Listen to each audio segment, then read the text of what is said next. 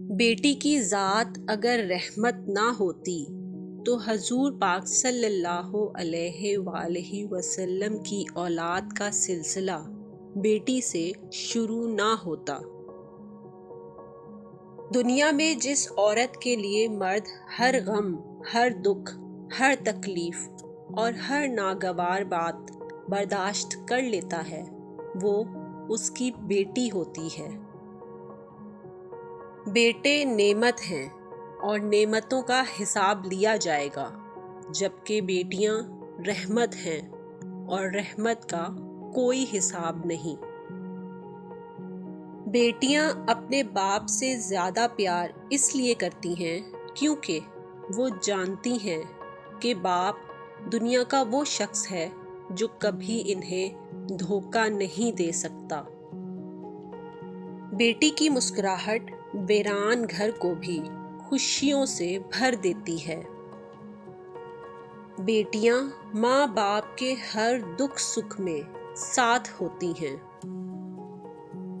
بیٹیاں جب کسی گھر میں پیدا ہوتی ہیں تو اس گھر میں اپنے ساتھ رحمت، خوشیاں اور برکتیں لے کر آتی ہیں۔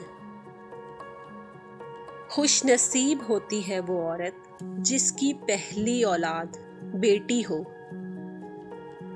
بیٹیاں بڑی ہو جائیں تو شک کی دیوار اونچی کرنے کے بجائے محبت کی رسی کو دراز کر لینا بہتر ہوتا ہے، کیونکہ محبت کی نگاہ تربیت پر آنچ نہیں آنے دیتی۔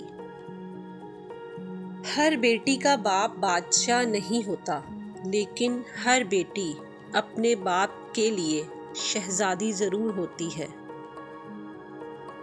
بیٹیاں تو پھولوں کی طرح ہوتی ہیں، ان کی قدر کرو، کیونکہ یہ پھول آپ کے گھر کی زینت ہے۔